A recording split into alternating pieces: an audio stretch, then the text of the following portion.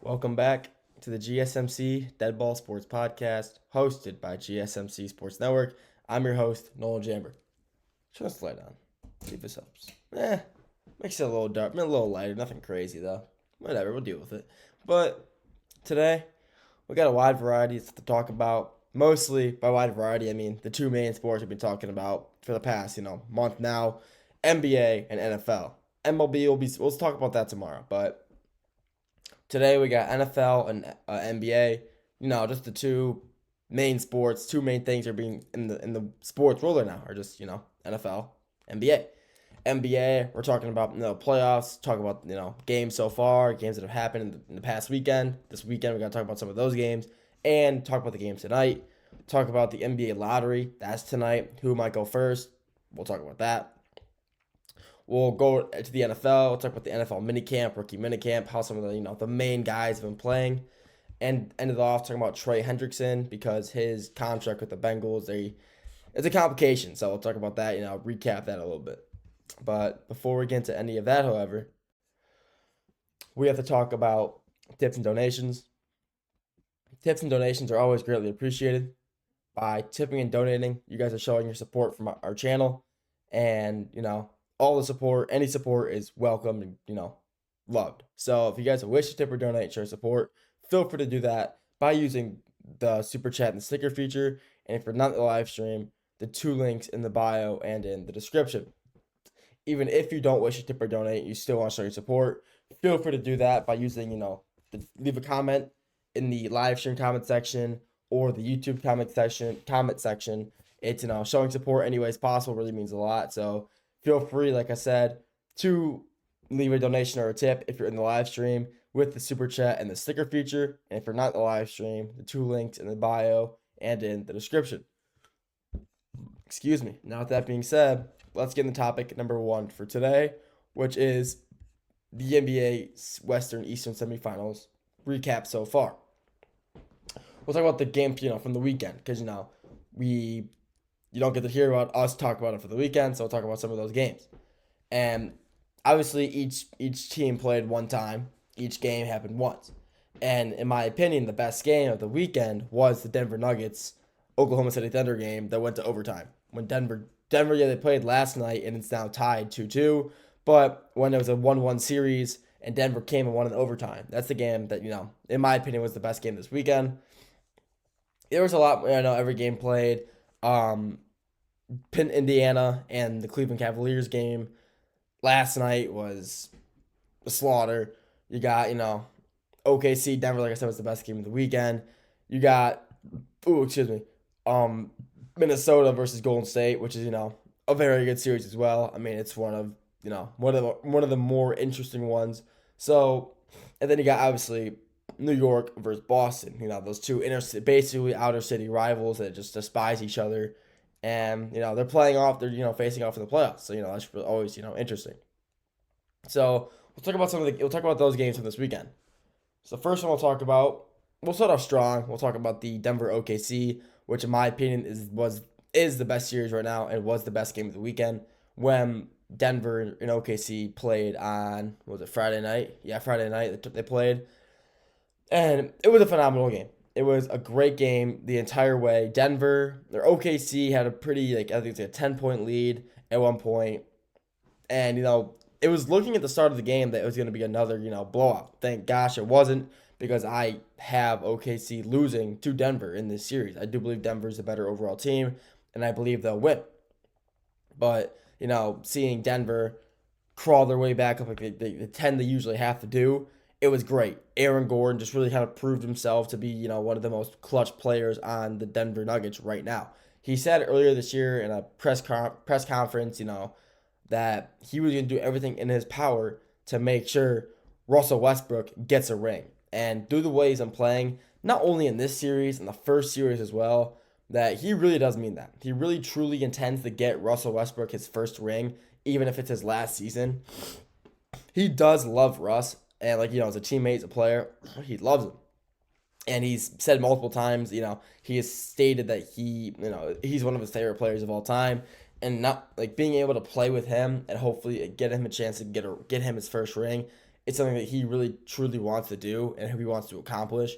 So seeing him, wish that is awesome. Seeing him want success for his teammate who, is one of the most dominant in his prime, one of the most dominant players of all time. Missed a triple-double. I mean, and he just couldn't get the ring, couldn't get it done. He couldn't get it done when he was, in OKC. That brief stint with the Wizards that he had, couldn't get it done. Okay, when he was with the Houston for that 1 year, the Clippers, the Lakers. I mean, he could just never get it done. And he's finally, I think he will end up retiring as a Denver Nugget. And with Aaron Gordon playing the way he has, he really does truly mean that, Russell Westbrook is my teammate, and this is the guy I want to see get a ring. And I'm super happy for it. Honestly, I love that, this team's kind of loving, just coming together in support of Russ, trying to get him his first ring. Because all these guys, most of these players on the team, obviously, Jokić, Jamal Murray, Aaron Gordon, Michael Porter Jr., they were all on that 2023 team where they got that ring, or they beat Miami. So these guys don't, they got their ring, they're fine. But they just want, they want this Russell Westbrook to get his ring, and that's what they're all playing so, passionately so together. And I love that. I think, they deserve to win. I do believe they will win the series in 7 or 6. And no, it's tied 2-2 right now. OKC got the win last night. Denver was up about, I think it was 15 going into the fourth quarter. It was 10, and they just couldn't hold on. So, that sucks, but just how it is sometimes. You're not gonna hold on to every lead, which does suck. But it's a great series so far. I'm really excited to see it keep going. But then another great game we had over the weekend was, let's go to Knicks versus Boston. We'll go to this game. This wasn't really the best game. Knicks started the series 2-0 over the Boston Celtics in Boston, and people were going into Game 3. People believe that they're gonna beat them again. I really didn't think that. I think the Knicks could win this series, but I didn't think they were going to win that game. I think the Boston just kind of, finally figured it out, and they got out of their slump. They shot 20 for 40 from 3 that game. They shot 50% from 3. You're not going to lose games if you're shooting 50% from 3. You're just not. You're not, if you're shooting 43s and you're making 20 of them, it's 60 points right there just from 3-pointers, and you're not going to lose that game. And they won by, I believe it was like 25, 30 points. It was, a slaughter, I guess you could say, in MSG. So, this series has really good potential. I think that Boston wins tonight as well. Maybe we'll have to see. But I think they go back. I think they go back to Boston with a 2-2 series lead tonight. I think it's gonna be tied after tonight, but I'll talk about that more in the next segment. But this game this weekend wasn't, really crazy good. Like I said, they came into New York, and they came ready to play. They came ready to win a game. They came ready to, hey, we're not going to let them not only sweep us, but we're going to go into New York, go to the Garden, play our best ball, show everybody that, yeah, we're still in it to play, and they're going to do it again tonight, maybe. Another game for the weekend, we'll talk about the Indiana Pacers versus the Cleveland Cavaliers game. That series was also 2-0 in Pacers' favor, but when, Game 3, Mobley came back, Darius Garland came back, and, the Cavs were full healthy. They were, finally back to their full strength for the first game for the first time in the series, and they won. They proved, they didn't really need to prove anything. Everybody knows they're a great team, but, you're not going to win your games when not only 2 of your starters are out, 2 of your best players are out. Garland and Mobley are out of they're 3, Mitchell, Garland, and Mobley are that team's big 3, and when 2 of them are out for the first 2 games, you're not gonna win. You're just not gonna win. Honestly, you're a powerhouse 3. It's a great big 3. Donovan Mitchell, one of the best point guards in the league. He averages through his entire career. So then this is an insane stat. His entire career in the playoffs, he averages about 29 points per game.